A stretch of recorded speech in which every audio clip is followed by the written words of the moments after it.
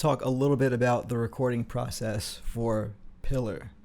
And, you know, just to kind of expose some of the tricks that I used to get the final product of Pillar. So one of the realistic sides of the recording process is budget. And I never have the hugest budget, just like a lot of artists. So we had 2 days in the studio. And so what we did is we had 2 days of rehearsal before the studio where we did our best to get all the music together. And then when we were in the studio, we only had 2 days to track as much as possible. So the first step was complete isolation.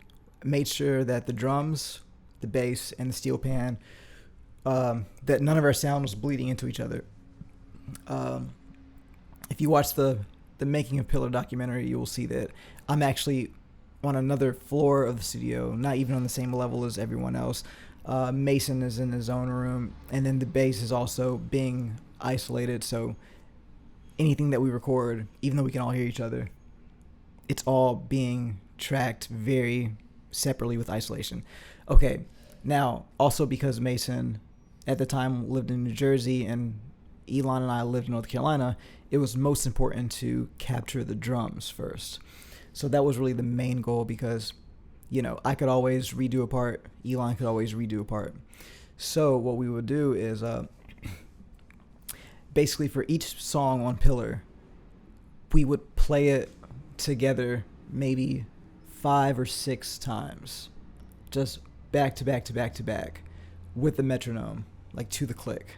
And the reason why we would play it just 5 times or 6 and then move on to the next one is because we didn't have that much time.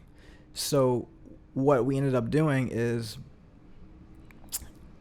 after those 2 days in the studio, then the engineer, Dan Sharon, and I, we would look at all the things that we recorded, and we literally put together the best of the best from each take.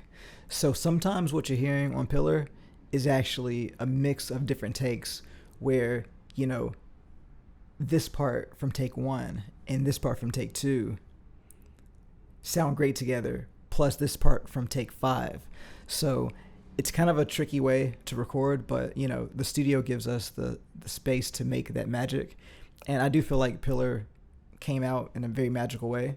But that's what we did. And mostly because we didn't have the time to toil over the recordings because we only had 2 days in the studio. And most of that music on Pillar, we had just learned. Like How to Rebuild Your Battleship, we just learned it the day before.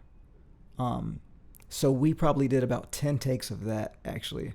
And so what you're hearing on How to Rebuild Your Battleship, for example, is, it might be like, for the drums, for example, it might be like this much, like these few measures are from take 1, and then from this part to this part, it's actually take 6, and then this one little part is take 7, and this other little part is take 2.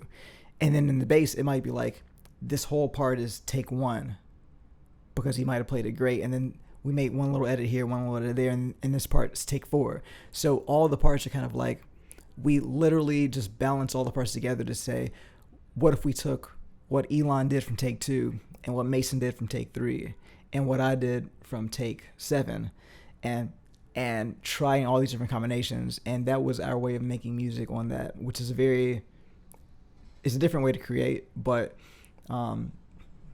it was fun, and it was fun, and it allowed us to just go in the studio, have fun, make music, and push forward without the stress of making sure we got it, and then going back and just dissecting everything. So that was fun. Another tactic that I did on that, because I am the producer, but also I'm playing. So sometimes what we would do is I would record an entire song just by myself with a click, right? And then after I record the song by myself with a click, I would go down to the control room, and I would be a producer while Elon and Mason are playing over top of the track that I just recorded. And that way I was able to be fully engaged in the moment, to be able to fully produce and to guide them to bring the music to life. And then from there, I could always go back and make my part better or smoother or leave it or whatever I needed to do. But that was my way of kind of making the album on a budget, because I didn't want to hire an outside producer. So I had to use those kind of studio tricks to make that happen. So, but there's a whole lot more about all this. And if you haven't seen it already, there's a documentary that I put out earlier this year called The Making of Pillar. So check that out for more recipes.